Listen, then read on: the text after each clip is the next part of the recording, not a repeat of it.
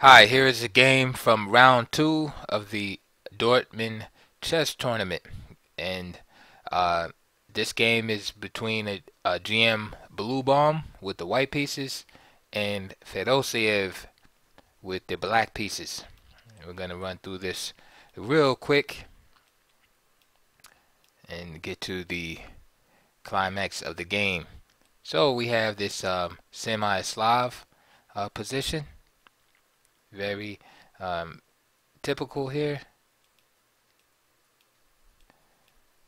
And topical line. So D takes C4 and E5 is played. H3 and Queen E7. Bishop drops back, anticipating Knight B6. D takes E5. Bishop takes E5. And now we have Knight takes E5. Queen takes E5. And it looks like black is close to equality, but hold on to your seats here. So E4. So black is doing okay. He's exchanged some pieces off. He's made his break in the center with E5, and everything looks pretty good. Perhaps after a move like Bishop E6, he can look forward to those bishops being traded, and then have his rooks connected and bring them to the center. But white has for his trumps the mighty bishop here and this pawn in the center. So let's see how the game continued. So rook E8, rook E1, protecting the pawn. Now knight BD5.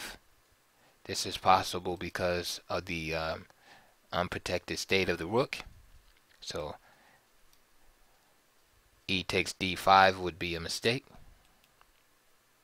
Bishop D2. So now the knight is protected. Excuse me, the knight is threatened and must move. Knight F4. Bishop takes F4. Queen takes F4. Rook A D1. And now here's a critical point in the game. And what was interesting to me about this position was how innocent it looked. It looked like black is pretty much close to being equal. I mean, there's a little pressure in the position here, and you know, with white having this bishop here tucked away on B3, looking at the F7 square. And I think the most important factor in the position is this pawn on E4,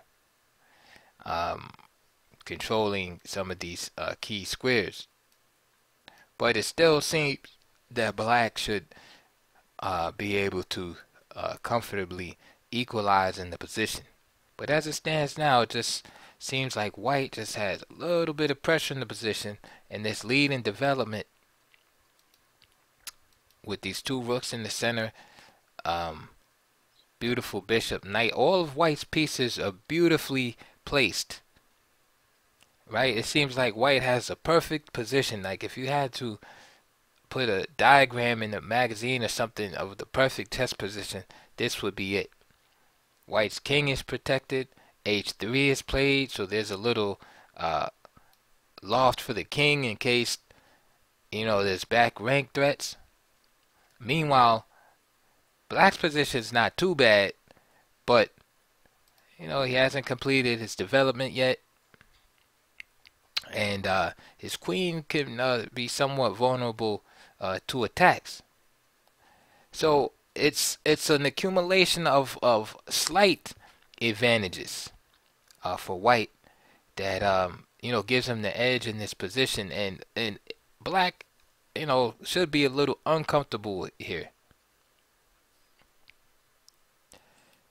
Here black played knight D7 with the idea of repositioning this knight. Now again, it seems kind of suspicious to me because I already mentioned the fact that black was already behind in development. And so now he takes the time to try and reposition this knight here. Perhaps. Okay, so after knight d7, rook e3 was played.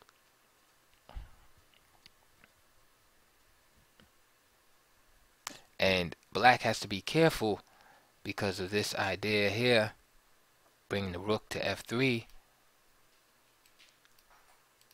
and combinating on f7. But even still, a move like knight e5 can be played to counteract that idea. And then white can follow with knight e2, hitting the queen, and then say after a move like queen h4, then the move f4 can be played, booting out the knight. So with an interesting game. However, after rook e3, Fedoseev opted for queen to g5. And here is where some trouble begins in the position. f4 is played, a tactical blow again, based on the fact that f7 is now very sensitive in the position. If queen takes f4, then rook f3 with this attack on f7. So just like that, black enters into difficulties. So instead of being able to grab the pawn, now he has to move back. And after queen e7, the position starts looking very intimidating now, because black's greatest fears have been realized, and that's a mobile pawn center from white. So queen f2, preparing to roll the e and f pawns forward toward the king. Knight b6, f5, a5, and this is just a too little too late. e5, a4, and of course just simply f6. Queen b4,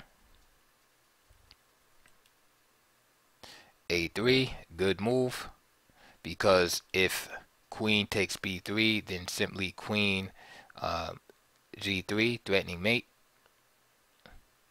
And then say if g6, then white just transfers the queen to the dark square diagonal, and there's really nothing black can do to prevent the mate. So for instance, king h8 trying to get off of the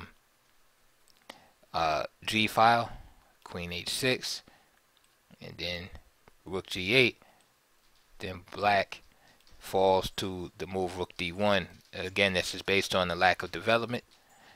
So now this rook is pinned, and there's no way to stop the threat of queen g7. And of course, if the rook captures, then queen g7 would just be mate. So black is forced to defend and go back to f8. F takes g7, queen e7, knight e4. Notice how white can afford to just leave his bishop on prise. A takes b3, knight f6 check, king takes g7, knight takes e8, king h8, knight c7, attacking the rook, rook b8, rook f3, attacking f7 again, and white won the game. Black resigned. Black had enough. After bishop e6, just knight takes e6, and this piece is threatened, and as well as f7. So just wanted to show you that game real quick. There wasn't too many exciting games from this round, but I just wanted to show you that because it was interesting to me that from this innocent looking position that white would launch such a devastating attack. And I believe this move was the culprit. This rook a d1, excuse me, not rook a d1, knight to d7. Because once that knight left and this square was exposed, it was like all of a sudden everything just started clicking for white. So instead of, to close, instead of knight d7, probably just queen e5 here, temporarily blockading with the queen and keeping f7 somewhat covered. And then, of course, now f4 is not a problem here because the queen would be able to capture.